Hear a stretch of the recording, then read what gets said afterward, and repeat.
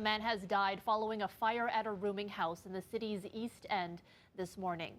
Our Nick Westoll is on the scene. Nick, what more can you tell us about the investigation?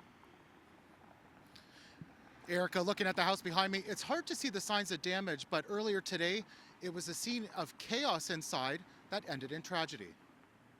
I was sleeping and I just heard a bunch of ruckus people running up and down the stairs. I thought there was a fight, actually. Todd DiGiacomo lives in the basement of 172 Coxwell. He describes how he was suddenly awakened before 5:30 a.m. I just got dressed quick and ran out, and the fire department were there. The commotion prompting him to seek refuge in a backyard storage shed. No flames, but he saw smoke coming out of a second-floor room. DiGiacomo says the man who died was in the shower when the fire broke out in his room. He says the man went to get clothes. Our first crew arrived approximately 5 minutes after receiving that call, and as they always do, immediately made entry into the home for the purposes of search and rescue. Our crews have located one occupant of the home, very quickly removed. Unfortunately, that occupant has been pronounced dead on the scene. Toronto Fire Chief Matthew Pegg says an investigation is now underway to figure out what happened. The investigation that will be undertaken here will of course look at the fire origin, cause and circumstances, but we will also undertake a full inspection of the building to determine if the building was in compliance with the Ontario Fire Code, and that will include smoke alarms.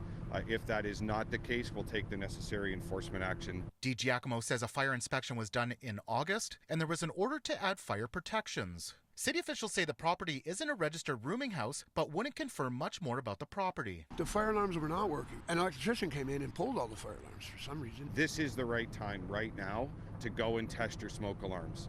We need to have working smoke alarms on every levels of our home and outside every sleeping area.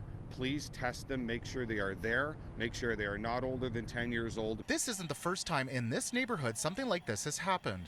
In 2021, 4 people died after an electrical fire at a rooming house a street away. Councillor Paula Fletcher says answers are needed here. Once something like this happens, you're always looking at how could we have figured out that this was a multi-residential site that needed to be licensed. Rooming houses are always a challenge, and because there's been sort of a patchwork across the city over the last 20-some years since amalgamation, that they were allowed in some areas, they weren't allowed in other areas. Mark Richardson with the advocacy group Housing Now TO says this incident underscores the need for stronger regulation and enforcement. He also says we need to create more housing options for people who can only afford under $1,000 a month in rent. Meanwhile, DiGiacomo says he needs to find a new home. Yeah, I'm not going back in there.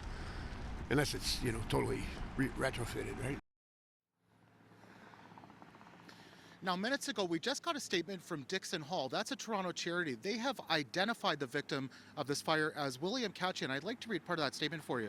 And it says, William's sudden passing leaves a void that cannot be filled, and the loss will linger for quite some time. So this is a story we're going to be following in the coming days to try to learn more about. Live on Coxwell Avenue, Nick Westoll, City News.